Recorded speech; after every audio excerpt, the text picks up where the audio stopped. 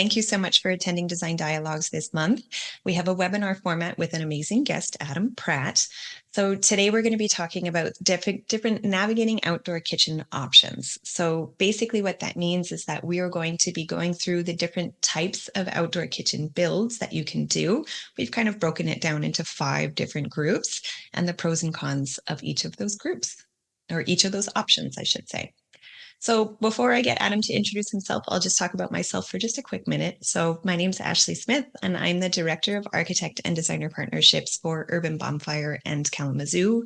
I've been working in the outdoor kitchen world for about 9.5 years. So I do have a lot of knowledge in this, but specifically in the cabinetry portion of outdoor kitchen design, which is why we brought in Adam, because he has a little bit more experience in some of the other design build options that we have. So Adam, I'll let you introduce yourself. Yeah, well, thank you for having me, Ashley. Thank you. A little bit about myself. This is a business that my brother and we started a little over 21 years ago, actually. Hard to believe, time flies, and never thought that we would get to where we are today of designing and building these amazing and very elaborate, outdoor living spaces and outdoor kitchens. But here we are now. We're located in Northeast Florida here in Jacksonville, and we have a beautiful new facility and ready for all of our clients to check out and see us here. Amazing. Thanks so much for joining us today, Adam. I appreciate it. Uh, And I'm looking forward to hearing what you have to say about the other options because I know that I'm biased. I will fully admit Absolutely. that. So I mentioned that we had kind of broken it down into 5 different groups or types of outdoor kitchens. So I'll go over those really quickly. The first one is prefabricated kits. So those are essentially the ones that you can purchase that are ready to go, ready to install, come as is. Then we have custom framed. These are tailored built-in solutions, often framed in metal, sometimes in wood. There are different options that you can use there. We have block systems, which tend to be prefabricated concrete panel blocks that can be cut into. Don't see these as much as we used to, but I think it's still worth talking about. So we've got that in there. Then we have masonry, which is a fully stone kitchen. It doesn't have any framing. And we have cabinetry systems, which, as I mentioned, are what Urban Bonfire and Kalamazoo do.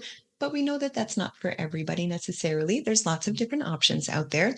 And so we want you to know all of the options so that you're able to present them to your client and make the best choice for them. So before we get started into each of these, I did want to ask Adam, what are the kind of questions that you go through with your clients so that you can kind of help determine which types of these builds are going to be best suited for them? Yeah, absolutely. So, I think there's several things that I like to, kind of get into with our clients prior to determining which option would be best for them. One, I'll say I can definitely speak on all the different options, between the prefabricated to the custom framed. But I'll say the one thing that we are huge on, here at Pratt Guys, and of course I could tell you all the ins and outs, but is masonry and cabinetry systems. Those are the 2 main options that we tend to work with on a daily basis and also offer to our clients on a daily basis. But some of the things prior to actually getting into the design portion of an outdoor kitchen, I'm going to just say first and foremost, the most important thing is really you have to get to know your client. Okay. So if you can't get to know your client, it's going to be hard to really design anything. And really what I mean by that, and to elaborate a little bit more, but what type of, cooking do they do? Or what type of cooking do they enjoy? Right. Do they love just grilling or smoking or baking? Right. So those are different items. Maybe it's a low country boil or deep frying turkeys, right? You've got to understand what they want to do within the space. And then also, is this just for their immediate family? Or are they going to be hosting larger events and entertaining more often with their friends and family? And if so, how many people are they going to entertain? Those are all things that you have to, think about with this type of a space. And also, is it going to be more social interaction? As we know, there's a lot of different types of grills and kitchens out there, and there's certain types of kitchens that you can design that are to be more social when you are grilling and entertaining. So if you're the chef or you're the cook for the evening, you're facing towards everyone rather than your back being towards everyone. So those are things that we want to kind of find out to get a better understanding and get to know the client prior to starting to really design the space. Now, going from there, once you start getting a good understanding of that, again, I'm going to just say I'm relating this to us a little bit, personally, but we're always going to lean towards typically masonry and the cabinetry solutions for our clients. Okay. I'm going to touch base more on the prefabbed and the custom framed and the block systems. We'll talk about all of that as well. And we can kind of talk through the pros and cons and why some of the other options may be better for you. But with this, the thing that we love about block or masonry, right? The things that we love about that is one, it's never going to, or maybe I'm going to get too caught up in the weeds. Don't want to get too detailed yet, but essentially, it's not going to rust, not going to rot, going to last forever, and you can customize it and build it to any size, right? So that's one thing that I love about that. But when really starting to design the outdoor kitchen, I love relating it to an indoor kitchen. I like to have our clients just think in a different perspective for a moment and think about their indoor kitchen when we're relating to the outdoor kitchen. Your indoor kitchen, it has a range, has an oven, it has a sink, it has a refrigerator, you have, freezer, you have drawers, you have a trash can pull out, hopefully plenty of space for prepping and serving and maybe even seating, right? So a part of me is like, well, why should your outdoor kitchen be any different? I think that your outdoor kitchen should have all of these same items. No, absolutely. We understand that not everyone is going to want these same items. This is just what I recommend and how I tried to look at these things so that way we can design this space to be as convenient and as functional as possible. And that way it's very enjoyable for you to utilize, to use this space. So relating to that indoor kitchen, I think is a huge help and is starting to get the client to think in a different perspective, right? You have a lot of clients that come into you that may say, I just want something simple. I just want a grill and countertop and maybe a little bit of storage. And absolutely, that may be perfect for a lot of people, right? But at the same time, they don't know what they don't know until you inform them and educate them. And I think that's another thing that's very important, very important. Really prior to designing is you really got to educate the client. You got to inform them, and that way they can actually make good informed decisions because they're not the professional. They're looking up to you. That's why they came to you, because you are the professional, right? So we need to educate them and inform them, allow them to think on a different perspective. So when they come in the door and they say, I don't need a sink, I just want a simple grill, again, that's fine. But relating it to my indoor kitchen, does my indoor kitchen have a sink? Yes. I couldn't imagine every single time that I went to use my indoor kitchen, and I'll just say my wife, she's the cook at home, right? But she would probably never cook in the indoor kitchen if she didn't have a sink in her indoor kitchen. If she had to walk to the primary bath every single time to wash dishes and fill up the pot with water, she's never going to want to use the indoor kitchen. And really, to me, it's the same with the outdoor kitchen. So again, getting that client to think in a different perspective will help, and it's going to open up their mind and allow them to think differently and understand and relate to it. Because again, the more convenient this space is, the how you design it to be more convenient, the more often you're going to utilize this space. And ultimately, it's like that's what you want. Keep the indoors clean, cook outside, entertain outside, do everything outside. So you're eliminating that in and out foot traffic. So I think that's very important to know all those things prior to actually designing and informing the client on all of those things prior to designing the space. Certainly. There are a couple of items that you mentioned that I just want to highlight really quickly because I pretty much talk about these every single time. No matter what topic I'm talking about, I end up mentioning this. The first one is that good design is something that's designed specifically for your client. So the more information that you know about your client, the more functional the kitchen will be for that particular client. And at the end of the day, that's what you're looking for.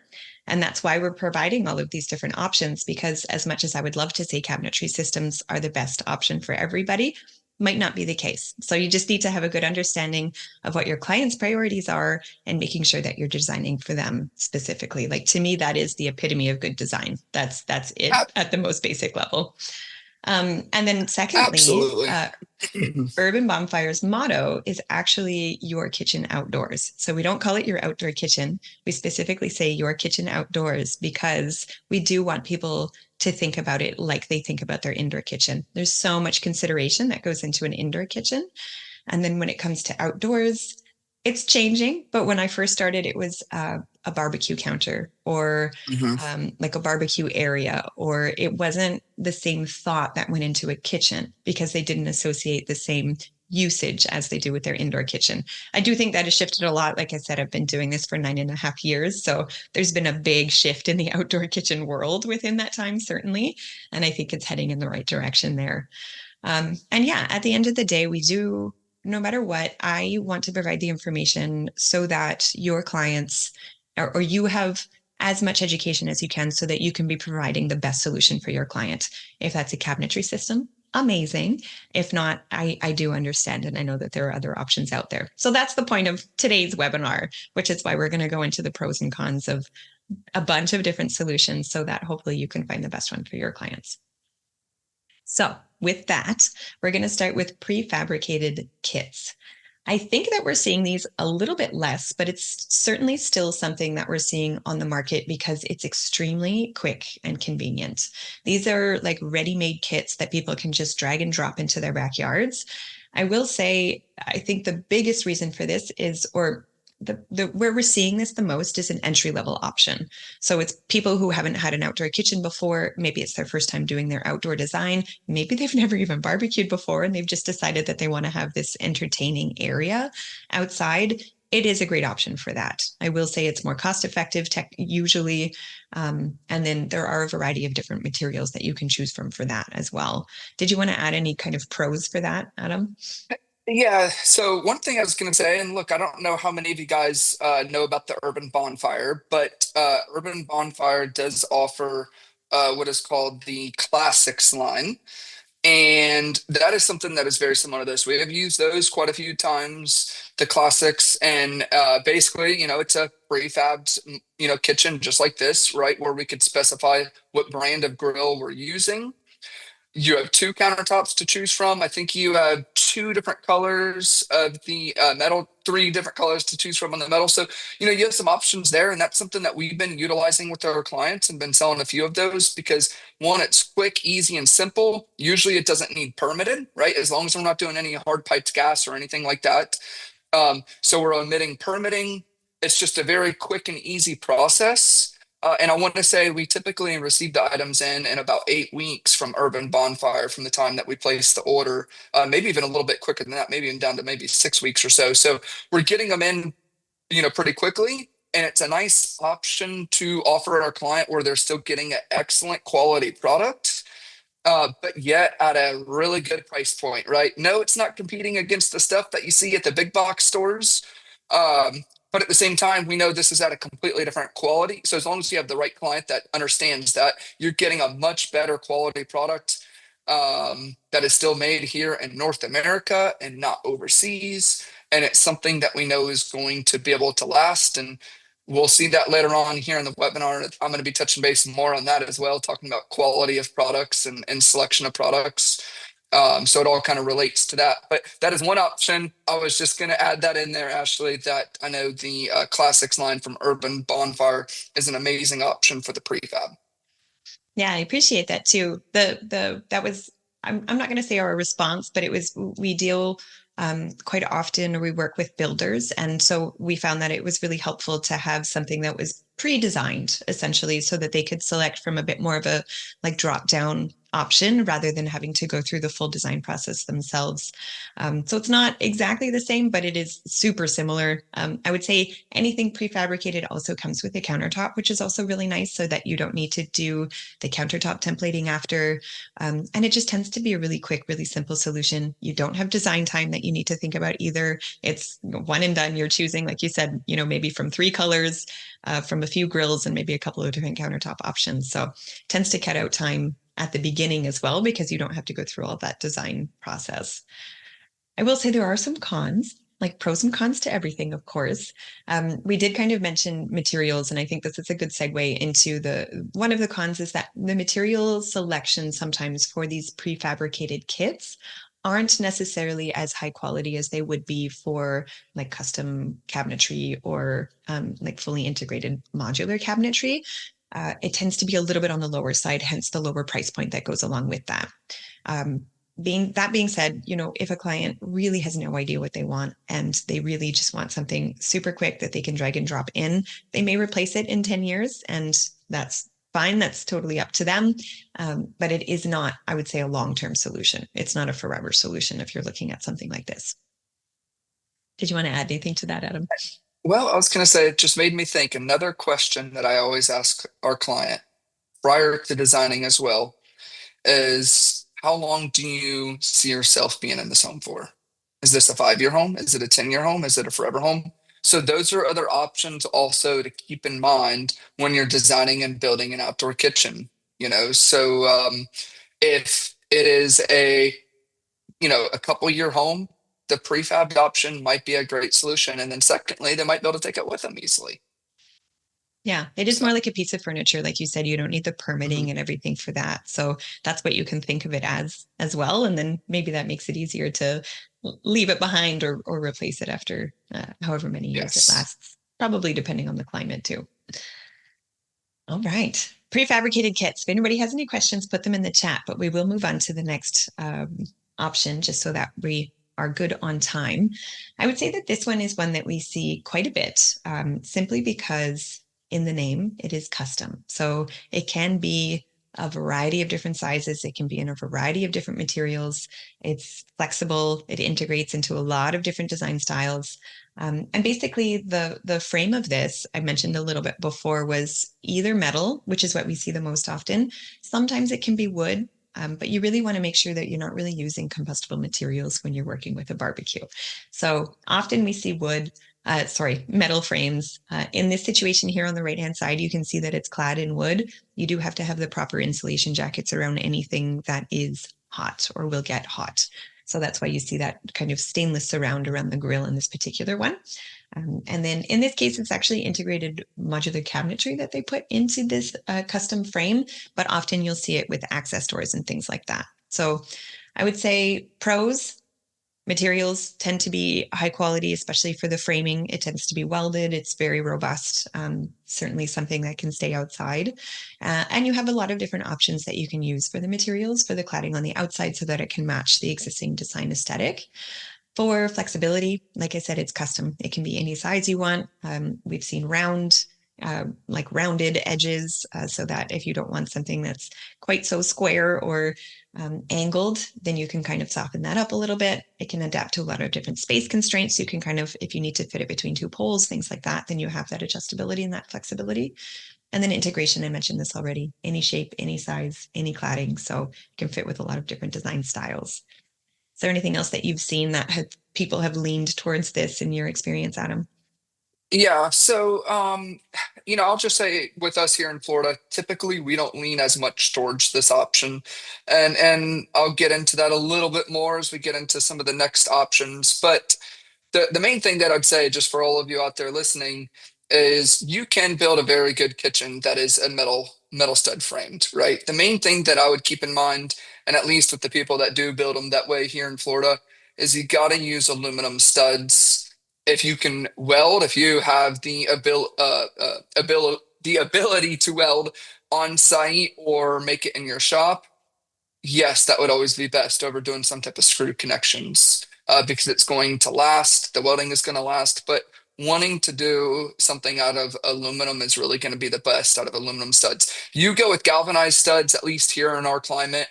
I hate saying it. I demo too many outdoor kitchens every single year and have to rebuild because I see the effects of galvanized studs. Galvanized does rust. The bottom plate of the galvanized stud kitchen rust right out. The bottom of the studs rust out, and I've seen kitchens starting to actually physically collapse due to the weight of the granite countertops and appliances on top. So If you build them out of aluminum, you're not going to have a problem with that because aluminum does not rust, it does corrode, but that is completely different. Corrosion of aluminum does not affect the structural integrity of the aluminum itself. So you're perfectly fine building out of that, but that would be the main thing I would say. Also, what Ashley was saying, definitely stick away from the wood studs. Yes, I've seen that done. Typically, that's more of a DIY, people at home doing wood stud framed kitchens. Demoed several of those too in our time of being in business. I've seen a lot catch on fire as well. And another thing too, just since we're talking about this, and this really doesn't matter what type of kitchen you build, whether it's a custom framed kitchen or a masonry kitchen, um, you need to ventilate your outdoor kitchens. You got to make sure that you have the proper ventilations and ventilate the kitchen, because if you do not have the proper ventilation, doesn't matter what you build it out of, you can have a lot of major problems with that kitchen, and I've seen that happen a lot. And what I mean by problems is essentially gas is combustible, LP, liquid propane, heavier than air, so it sinks and falls inside the kitchen. It fills up. If you were to think about it, if you were to think of that liquid propane as like water, even though it's not water, but it just fills up and it rises from the bottom and works its way up. Once it hits the grill, it ignites. Okay, and that's not good. Essentially, that's a almost like a bomb, right? I'm not saying it to scare you guys, but it's things that in our industry I see way too common. I see all the time. I am seeing outdoor kitchens not constructed correctly, and again, it doesn't matter what product you build it out of. So always be sure to ventilate it, to protect you and to protect your client.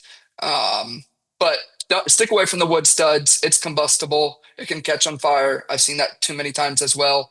But look, if you were to construct one out of wood, make sure you use the proper insulating jackets. So that way that doesn't happen. If you don't use the insulated jackets, that's typically when you have the problems. But besides that, wood is more prone to rot, and decay, bugs. So there's other things like that that you have to think about, and that's why I would also steer away from it, not only because it's combustible.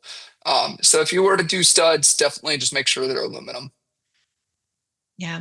And I think that's what we see the most often. And I think it's a good point what you made. It totally depends on the climate. Like some materials do much better in different climates. So it's certainly a Absolutely. factor that you need to think about when you're considering which option you want to go with. We did talk about materials. So some of the maybe cons of custom framing is that either the frame material or the material that you're cladding it in may require more maintenance, may deteriorate over time, may need to get replaced or updated. So certainly something to consider if your client is looking for something that's no maintenance. This might not be the option for that. Installation time. So it's funny. So Urban Bonfire, when we first started out, we started out doing custom framed kitchens. And the biggest pain point for us was coordinating so many different trades to get this done. It was almost impossible. And so even though it seems like it could be really a quick and effective solution, we that wasn't the case in the handful or 20 or so kitchens that we actually did, because there was so much coordination.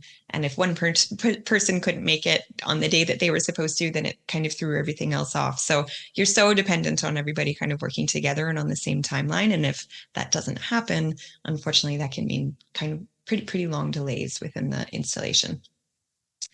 Costs can be higher because you have so many different trades that are involved as well, especially if you're doing a custom welded frame. Just the labor that goes into that is quite a bit higher than some of the other options that we'll see here.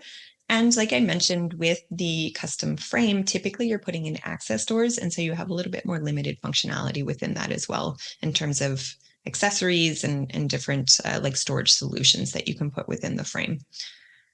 Did you want to add anything to that, Adam? I know you started off kind of into the cons already. If there's anything that you can think of that I missed, just add it now.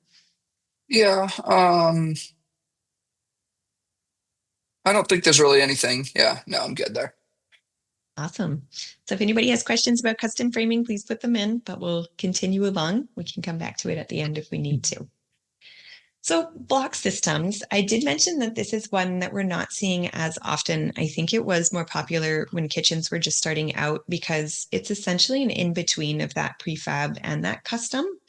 So the way that it works, you can see the image on the right-hand side here. You basically have pre-existing blocks that are essentially concrete. It's like a concrete panel that you can cut into.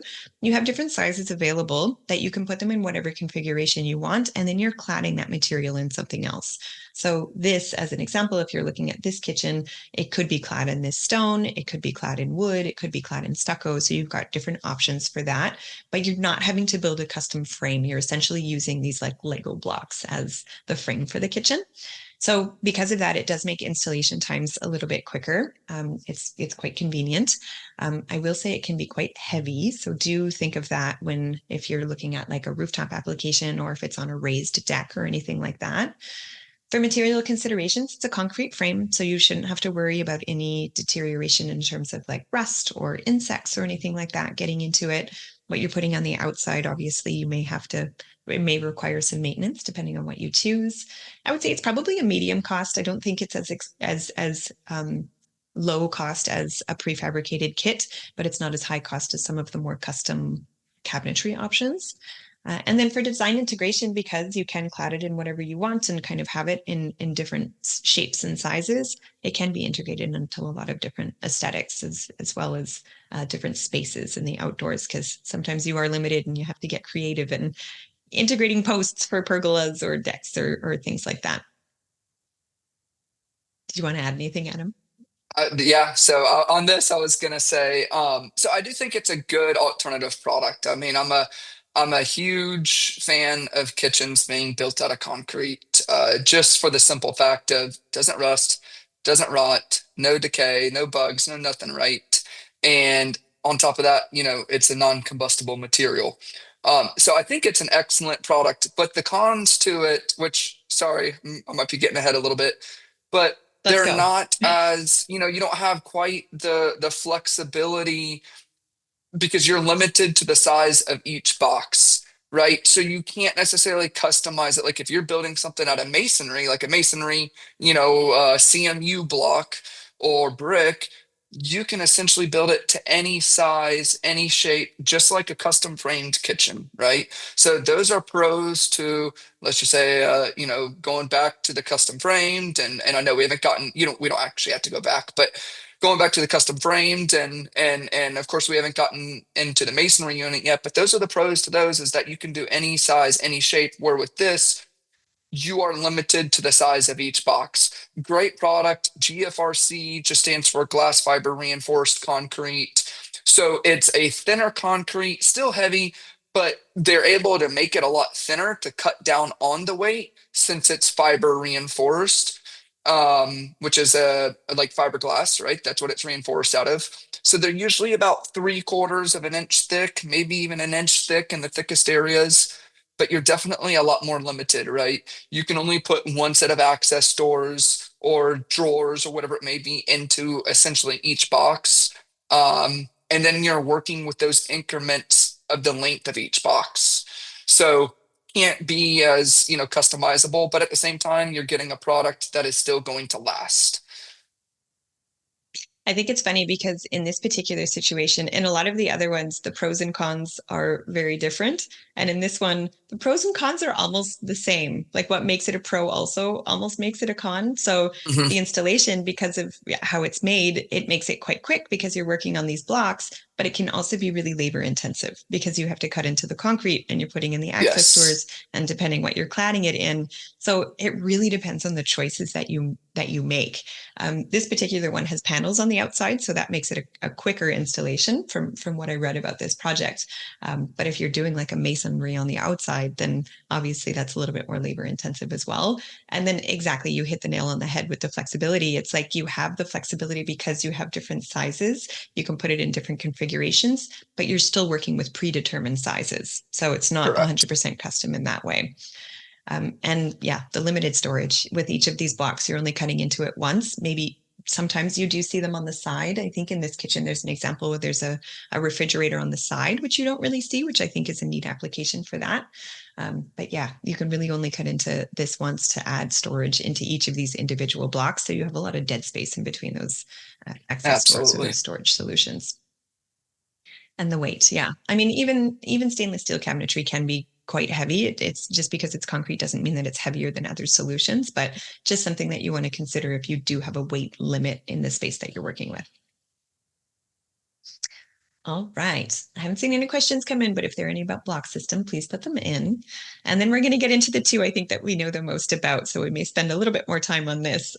Masonry. Adam mentioned that this is one that they use quite often at Pratt, guys. So I think I'll let you take this away if you want to go through all the pros and cons and kind of why you've chosen this as one of your main options for your clients.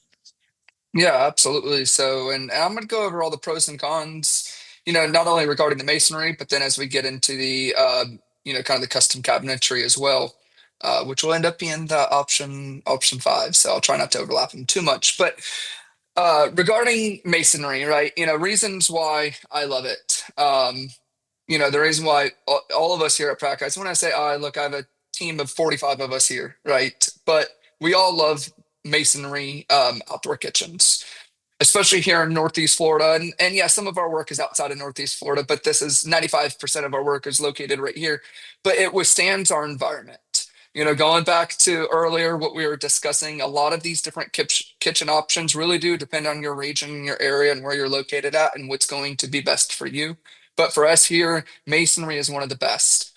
I like it for several different reasons. Again, it's non-combustible. I think that's very important. I always look at things of really what is going to protect me as a business owner, but secondly, what is going to protect my client, right? I want to only build and offer, I'm going to say, some of the best products, and we feel again in our area this is one of the best of the best.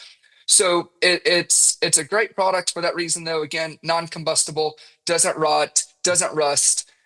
Something that I know I can put my name on and stand behind. I also love it in several reasons. The fact that I can do any size down to the 16th of an inch. I mean, do we need to get that precise? Yeah, depending on the project, sometimes, absolutely, right? So knowing that I have that flexibility where I'm not limited if I were to go with like the block system with the GFRC kind of cabinet boxes, you're limited to whatever size those boxes come in between 24 and 30 inch and 36, etc., just like cabinets. Well, with this, when you're getting into full-on masonry, you can have the exact precision, the shape. So what if it's a curved outdoor kitchen? Not all kitchens have to be straight or linear. There's several kitchens that we have built that are curved and on a radius, right? Or forming a perfect circle with the kitchen. Really cool concepts, but those are things that you can't do with a lot of other systems. You can do it with a custom framed kitchen with metal and the aluminum studs. You could do it with that, but a lot of options you can't do it with, right? So you do have a little bit more flexibility design wise and getting it to fit in certain areas than other products. But with that, there's going to be some cons. I know masonry, it is definitely more of a cost-effective product versus, let's just say, something like the luxury cabinet like Kalamazoo, right? Of course, I love it. And there's several pros on why I would go with that type of a cabinet, but it is more, masonry is more cost effective than that, but masonry is more expensive, at least for us here in our region, right? Pricing is different depending on where you're at in the regions, but for us here, masonry is definitely a lot more expensive than doing some type of a metal stud framed kitchen. Now, I will say a lot of our stud framed kitchens here in Northeast Florida, a lot of the other builders are not welding them. That's their way of saving cost. So if you are to weld, Mm. that's going to increase cost. And now you might be back up there with the masonry. But other cons to masonry is, yes, it's labor intensive. To me, it requires a highly skilled mason, which I don't know how much everyone knows in here, but it's a dying trade. I mean, it is Yeah. very hard to find skilled craftsmen um, that specialize in masonry. It really is. So that part's tough. So for that reason, that's why a lot of others go with other products. Secondly, I love masonry because that allows us to stand out. And I think in our industry and with our type of clientele, standing out is one of the most important things. Why would I want to build something that everyone else is building here in my area? Why not build something different? The reason why they're building all of those items is because, at least where we're at, is they're less expensive, right? So with that, that does mean our cost is going to be higher, but at the same time, it may put you at a different level to where you're now no longer competing against some of those others because now you may be offering a solution that is completely different than all your other competitors out there. So I think that's something that's very important as well. Um, but really, the main con that I would say is definitely on the storage. Hands down, something that is going to have absolutely the most storage is going to be more of a luxury cabinet. Okay, when you're getting into that type of a line, you're going to have way more storage. So that's a huge con for masonry is you have a way less storage. If you look right here in this photo, right? Underneath the side burner to the right of the grill, to the left of the refrigerator, look at all that dead space. Okay. Look at to the left of the grill, you have a trash can pull out. You have wasted space above the trash can pull out. Between the door drawer combo of the grill and the trash can pull out, it's also wasted space. Between the single access door and the trash can pull out, wasted space. So that's the downfall though to masonry, right? And that's where we have to, as professionals, need to be able to understand, and this is part of educating our client that and this is part of knowing what's the best option to design what for what project is you got to know these differences. You got to understand these differences. So when you look at a kitchen like this, I'm seeing about 50% dead space right here in this photo, right? A stunning kitchen, absolutely amazing, gonna last forever. But if a client has a product in a tight area and they're wanting to increase their storage, that's when you're going to go with a cabinet line. Okay, go with cabinets. There's no such thing as dead space. There's absolutely no such thing. There's no dead space between doors and drawers, above doors and drawers, below doors and drawers. There's no dead space. So to me, that's one of the biggest cons with masonry. And those are the things that we like informing and educating our clients on is the difference between the masonry and the cabinetry option is mostly it comes down to storage. And that is one of our biggest reasons why our clients, if we're not going masonry, we go with the cabinet line. The other thing, though, again, I talked about kind of skilled labor. It is, very labor intensive. You got to have a solid foundation, right? If, everything starts from a good foundation. So if you don't have a good foundation to construct your masonry on top of, well, that's not good. So we got to make sure we have a solid foundation there to be able to construct and build on top of. So those are just things that you have to account for. Um, but I'm gonna go back and kind of say another pro. Again, it's Oh, not gonna rust, not gonna rot. But it is, when I look at something like this, it's a raw brick. That means there's the only maintenance is cleaning. It's not like you have to repaint it. Now, look, some clients want a painted brick, so you might need to repaint it every 5 to 7 years, right? But with something like this here, if you clean your house once a year on the exterior, which I think is about standard, well, you clean the exterior of your outdoor kitchen at the same time when you're cleaning your home. So, with this, you don't have to worry about any type of stone veneer that's popping off or falling off. It can withstand the contraction, expansion and contraction of the kitchen because it's not going to have things popping off, right? There's no facade on the exterior of it. So those are other pros that you got to look at. But at the same time, it is a masonry product, so it's going to be more porous than something like, well, you can do a tile veneer over top of it, right? You can do a porcelain tile. So if you're wanting something that is less maintenance, you would do a tile veneer over top of the CMU block masonry. You would do the a porcelain. That's going to be a non-porous product. It doesn't absorb water, not going to get dirty, especially if you pair that with what's called like an epoxy grout. I don't know how much you guys know about epoxy grouts here, but take a look at epoxy grouts. Okay, that's something to keep in mind because, again, I love offering our clients the best products to where I know we're going to have the least amount of maintenance. But epoxy doesn't absorb the water, algae, anything like that, so it stays clean and doesn't stain. So there are other options with masonry as well that if we are looking to cut back on maintenance, there are those options. I want to add too, I think when people, myself included, when I think masonry, I often think like fieldstone type masonry. So it doesn't look nearly as clean and modern as some of the options that you've shown here, which is why I chose these images that you provided, because I found that it really showed the versatility of masonry. So it's not just that really traditional build, it does fit into different aesthetics. It's not as limited as maybe people think it is when you think mason.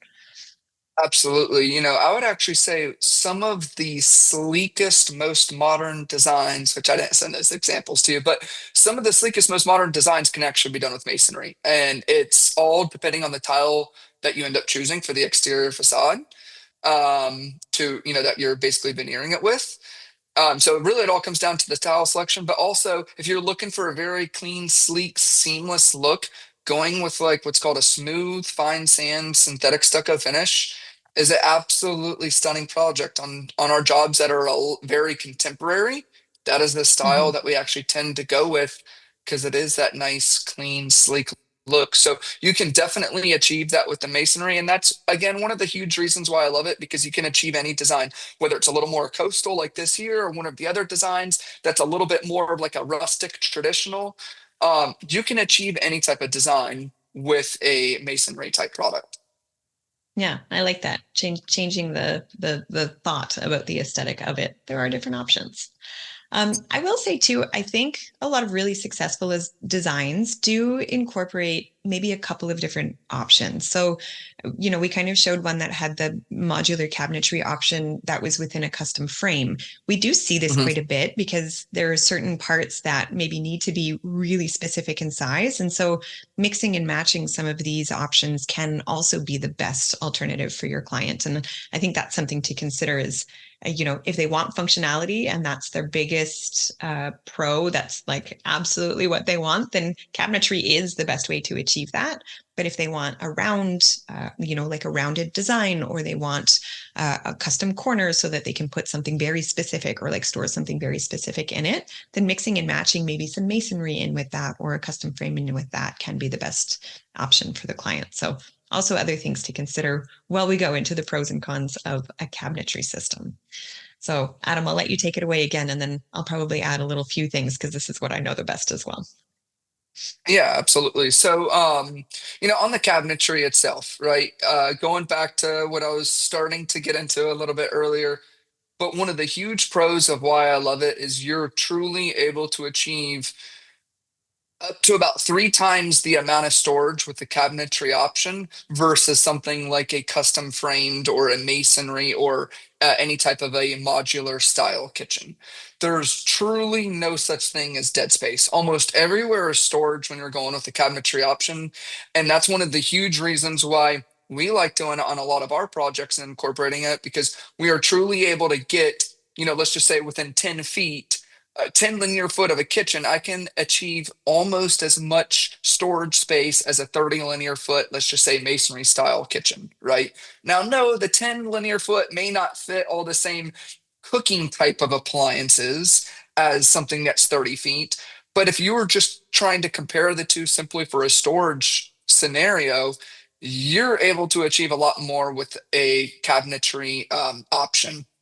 Now, a few things about the cabinetry, though. Typically it does cost a little bit more, right? Now, if you are able to go from 30 linear feet and take it down to 10, it might possibly be a cost savings or at the same price. But if you were to price it on more of a per linear foot basis, which costs aren't really priced out that way, but if we were to kind of relate it to a per linear foot basis, cabinetry is typically going to be higher in cost.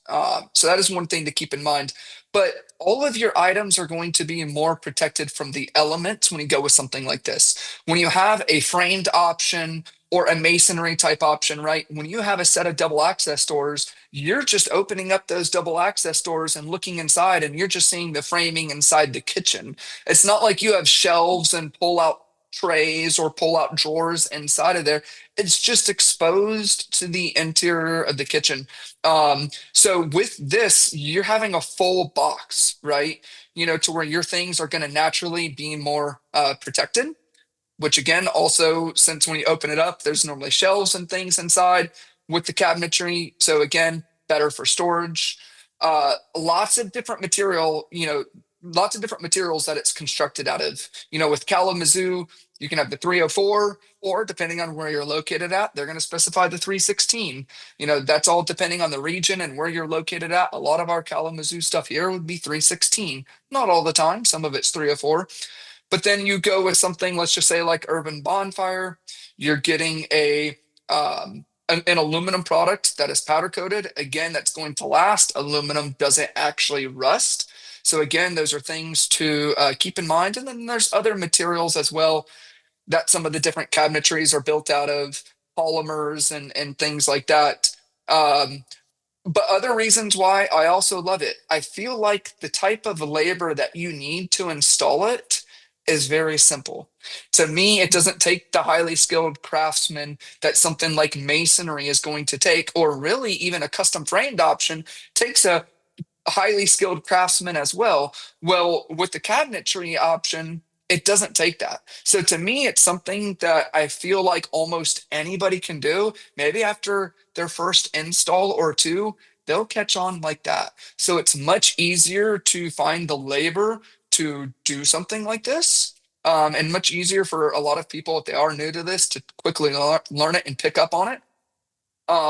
So that's a huge pro, I'm going to say, for the cabinetry, which also helps expedite the timeline. Your time frame out in the field to actually put this together is much more efficient. You're in and out quicker.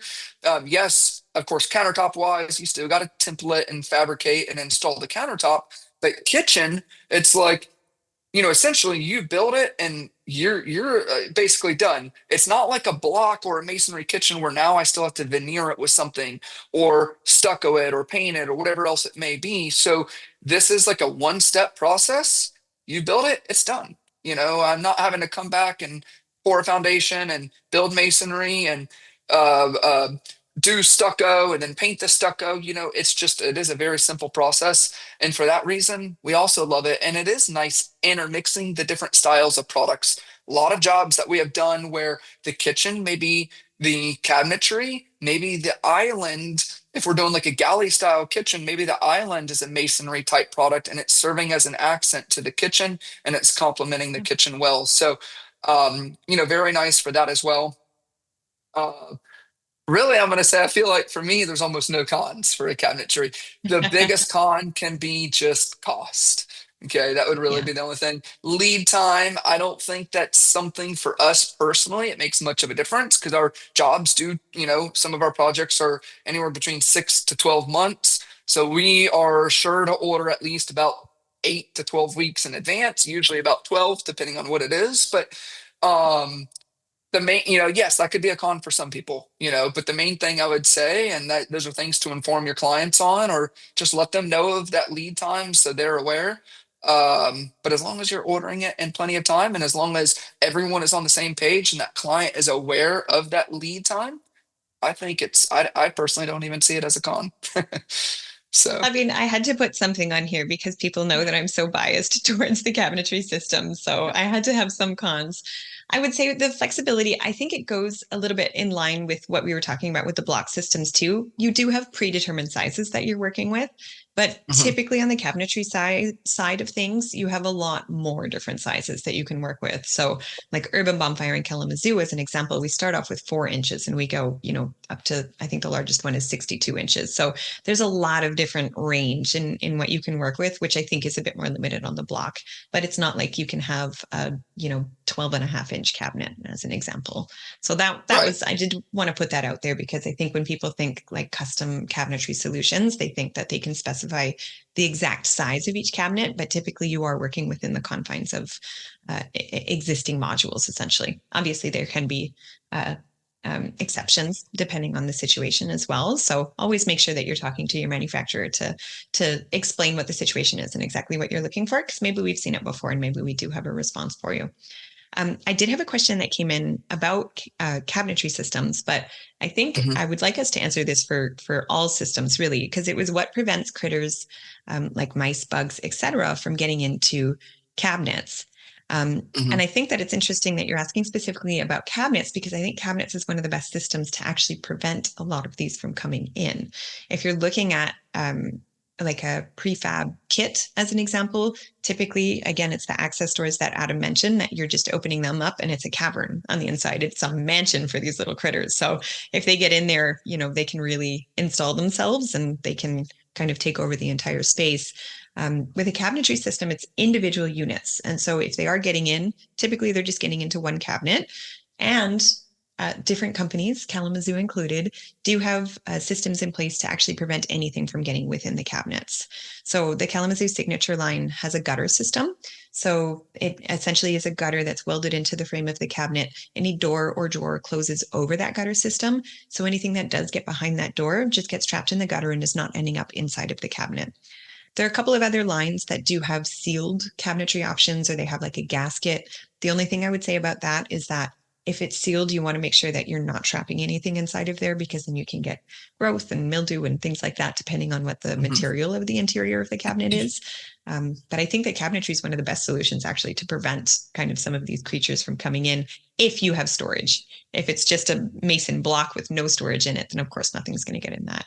Adam, I see you itching to answer this, so go Yeah. ahead. I mean, the only thing I would say is I think, this goes back to also, I'm going to relate there's so many things I could go back on, but it's part of educating the client and ensuring we're all on the same page. So you got to set the proper expectations with your client and don't set an unrealistic expectation, right?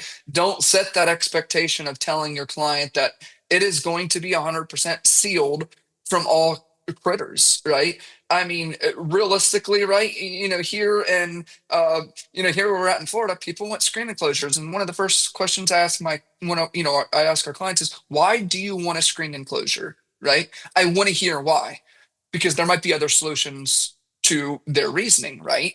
So there's other ways to solve the problem. There's not just one way to solve the problem, but what I'm getting to is, if you have a screen enclosed pool, if a snake wants to get in, he's getting in. Okay, being realistic, a screen enclosure is not going to keep out that snake. Okay, it's really the same with the outdoor kitchen. If a little mouse wants to get in, he's going to get in. That's the expectation that I would set to our client. So, do I think a cabinetry option is going to be better? Absolutely. But there's ways, right? Your electrician is there. He may have to punch holes and drill holes through the cabinetry to get wires in. Well, guess what? Now that cabinet that was going to prevent things from getting in, well, now little critters may be able to get in that space because the plumber or your gas contractor or the electrician from the holes that they had to knock out to run the lines from cabinet to cabinet. So I think as long as you just set that proper expectation, it shouldn't ever be anything that you have to worry about. But I would never tell a client of ours that we're never going to have that problem. It is outdoors. It is an outdoor kitchen. And I Correct. think we get this a lot. People ask, like, we don't want to have any water in here at all. It's so hard to guarantee with the gutter system. It obviously it does help with that a lot. And things aren't getting in that cabinet, like you said, as long as somebody hasn't cut into it or modified it or anything like that. But you're working with the elements and you're working with, these really determined little creatures that, like you said, if they want to get in, they are going to, but there are ways to mitigate it and yeah, set the expectation accordingly. Absolutely. We, we did have a question quickly about covers as well. So this particular client or person who's on the call is in the Northeast and has to deal with Mhm. outdoor kitchens getting closed during colder months. We tend to drain and shut down the systems. Do we present covers? So I'm actually based in Montreal. Urban Bonfire was started in Montreal and Kalamazoo is in Michigan. So we deal with these different weather systems a lot. Adam, I know in Florida, you don't have to deal with that as much. So I will take this just really quickly and say covers are not mandatory for any of the systems that Urban Bonfire and Kalamazoo make. So if you have the appropriate material for your outdoor kitchen, you're not going to need to cover it. Typically, the appliances, they do recommend that you cover them, and they often come with the appropriate cover. For anything that's stainless steel, as an example, you do want something that is ventilated, like that breathes. You don't want to put a vinyl over that because you don't want to trap any of that moisture that might be in underneath it, just as an example. So always try to get the manufacturer cover. Don't try to get one that maybe is a little bit more reasonable that you're able to find online, simply because the material is different. You want Sunbrella or something that's a bit more breathable. Yes, I You want to always add to say that, that to our Adam? clients. Yeah, I always say Yeah. that to our clients. Get the grill cut. Let's put it this way. Any job that we're selling, doesn't matter the brand of appliance, a grill cover is on that invoice every single time, right? Um, does it have to be covered? No. Do I cover my grill outside all the time at my own home? No, actually. And does it still look stunning? Yes. But do I recommend covering it? I do. I really do recommend covering it when it's not in use because it's like, why would you not want to protect your investment? I mean, we got to think if someone, any type of appliance, right? Doesn't matter really what brand it is, but it's like we know this is an investment. It's an investment for that client, and they're spending a lot of money on this. So I'm going to say, why would they not want to protect it? So I would always encourage it, always recommend it. Here in the state of Florida, we have salt, we have the ocean, so I'm always going to recommend it just simply for that reason alone. But it does help protect it from things. But at the same time, as you were mentioning earlier, Ashley, I know a lot of these appliances will last even if you didn't have the cover on. But I'm always going to recommend it. Yeah, for the appliances, I definitely recommend and follow the manufacturer's recommendation for that as well. But yeah, for the cabinetry, honestly, you shouldn't have to. You're No. doing the right thing if you're shutting them down. And I think this is what we see a lot in our types of climates is that you shut it down at the maybe in the fall. We're getting towards that time now. It's starting to get cold. It's really dreary here today, unfortunately. And then in the spring, you're kind of opening it back up again. And so you're doing the Mhm. maintenance or any cleaning or anything that you need to do at that time to be able to thoroughly enjoy the kitchen for the few months that we are able to in our types of climates. I do want to go through the conclusion really quick because we have like 1 minute left. If Mhm. any other questions do come up, please put them in. If anybody needs to jump off, feel free to do so. I think we covered a lot of these points already, but really quickly, outdoor kitchen design is highly adaptable. There are different options. You really just need to know what the options are so that you're making sure you're able to present to your client the best one that's going to fit for their lifestyle, how they use it, the space that they have, the location that they're in. There's so many factors that go into this. Even design aesthetics. At the end of the day, we do want it to feel like it is part of the initial design, even if it's something that people are adding afterwards. You don't want it to stick out. You do want it to feel cohesive with the rest of the space. Project goals drive material and system choice 100%. Adam mentioned this at the beginning. What your client wants to use it for is going to drive a lot of these decisions and is going to determine some of the materials, some of the accessories, even the layout of the kitchen. If you have multiple people that are going to be in there versus just one person, definitely all things that you need to consider. Aesthetic integration is essential. I just mentioned that makes it feel part of the project from the beginning, makes it feel cohesive, is a huge plus in my opinion. I have an interior design background, so these are things that stand out to me as really, that it's a well thought through project when it matches the aesthetic of the rest of it. Durability and maintenance, depending on your climate. I deal with snow. Adam deals with salt water. You have some places that get really, really, really hot and are really, really, really dry. Make sure that you're choosing the material that fits best for the particular environment that you're in. Functionality goes beyond cooking. So choosing the appliance is amazing. In your indoor kitchen, you're never going to start choosing your oven first. You're going to figure out how you want to use it and all of the knickknacks and all of the accessories that you want. And then you're choosing the appropriate appliance to fit into that. So just by switching that mindset and thinking of it the other way around, thinking about what you want to store outside and all of the cabinetry or whatever method you decide to use, make sure that you have space for those particular things that you want to leave out there. Um, collaboration across disciplines. I think this is something that's really unique about outdoor kitchens in particular, is that it is the opportunity for a lot of different people to work on it. Sometimes interior designers want to have their mark on the space because it's just like the indoor kitchen and they want to have that match. In landscape design or landscape contractors, landscape architects, sometimes they really want to design the space because it's, part of the bigger picture. And then architects sometimes as well, especially if you're working with something like masonry, where it is maybe made of the same material as the rest of the home. They want to make sure that it's considered when they're doing the design and make sure that it actually goes all the way through. So there is a lot of opportunity for different disciplines to work on this, whether you're working with a mason as well or somebody who's doing a custom frame. So I think it can be really fun. And I think we need to embrace that because I think sometimes it happens that somebody starts it and then maybe somebody else kind of takes it away. And we want to avoid that as much as possible. We want it to be kind of cohesive and fun.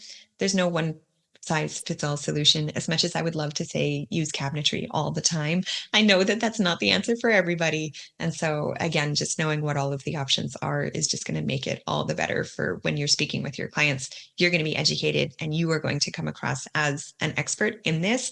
And they are going to feel like you are choosing the right thing for them and not just trying to sell them a product, which for me, at the end of the day, is the most successful implementation of any outdoor kitchen.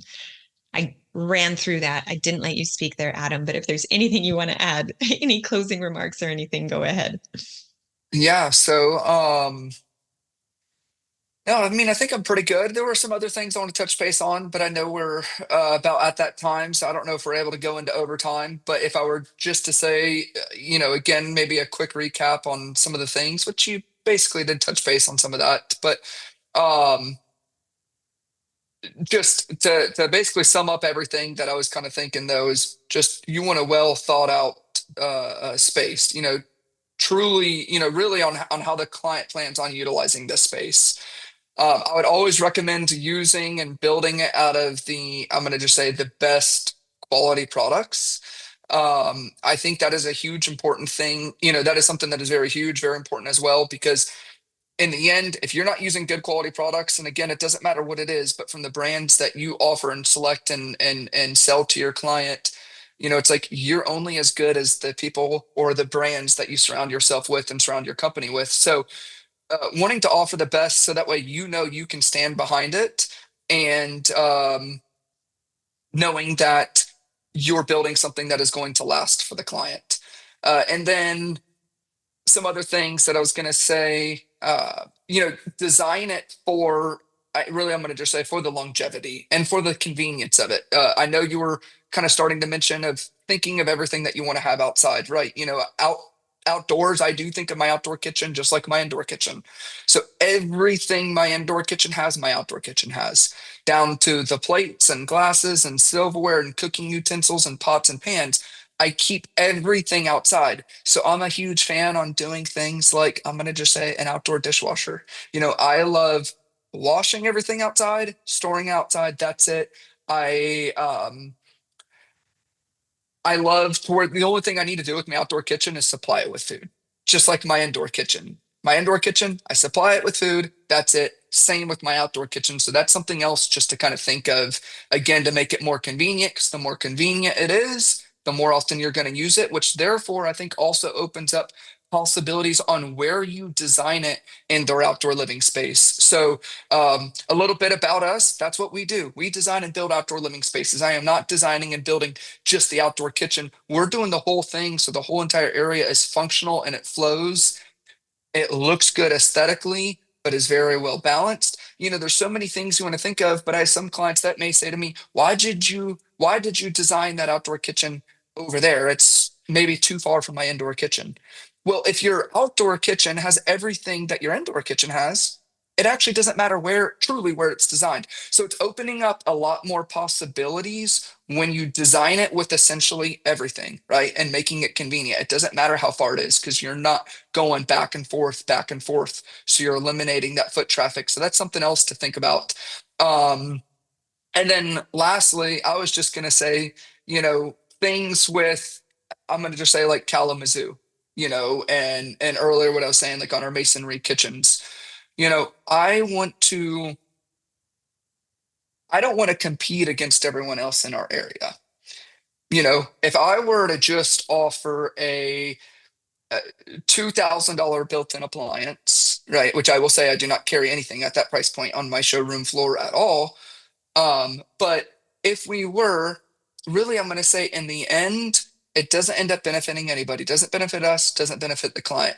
And the one thing I don't know how much everyone knows here about custom, built-in outdoor kitchens, but if you build a block kitchen or whatever you build the kitchen out of, but let's say you build the kitchen to last a lifetime and you have a solid countertop, let's just say natural stone like granite, that is going to last a lifetime. It's not going to deteriorate.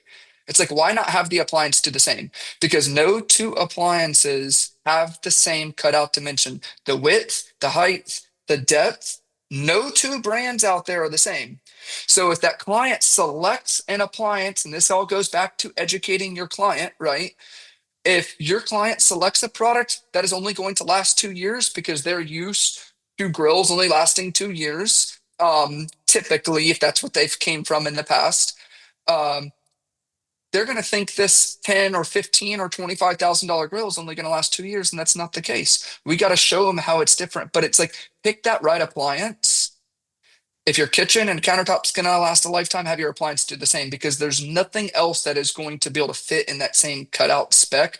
So be very cognizant and aware of the stuff that you are specing out in these locations. Don't go with the least expensive, because in the end, it's not helping or benefiting anyone. And if you want to stand behind your products, it's like you got to work and all, you got to work with the best and offer the best.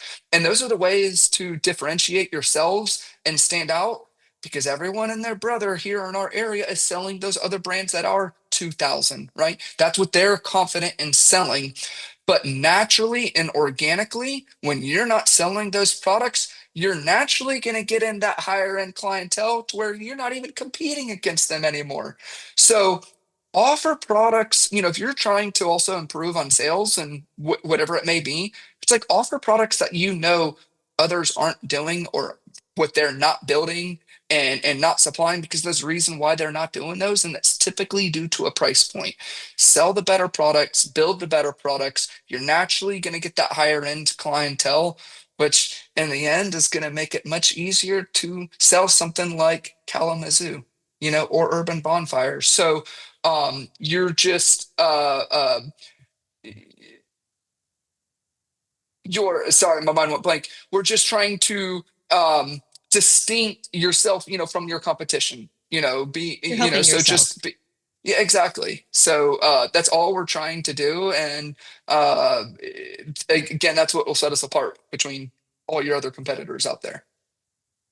Yeah, I think that's a good summary of everything that we've said too. It's at the end of the day, there's lots of different options on the market. Know what the best option is for your client. Know what the options are. Absolutely. Know what you would use in your own situation and why. And then the more information that you have, the more knowledgeable you are, and that comes across to your client. And that's where you're really adding the value, is that you're knowing what all the options are and choosing the right one for your client, whether that be a grill or an outdoor kitchen build or anything that you're choosing, obviously. Um, yeah, I think that's what it Dave, comes down to at the end of the day. I know we're over does time. Dave, We have had some people drop off, so I'm going to cut us off here. I know that we could keep going you're forever. good. We talked about You're this good. before. This is something that we both, really like and have been doing for a long time. But I just want to thank you so much again, Adam. It's your Absolutely. expertise was amazing, and I learned a lot. I always do during these, so I really appreciate you joining us today. Absolutely. Well, thank you so much, Ashley, for having me, and really appreciate it. Thank you. My pleasure. Enjoy the rest of your day, everybody. And hopefully, we'll see you next month. We're not doing a design dialogues in December. So, next month, we're going to be doing different climate considerations. So, we'll be talking to different people who are located in different areas across North America, and just the considerations that you need for those particular different climates. So, hopefully, we will see you then. Thanks so much, Thank everybody. you. Bye bye.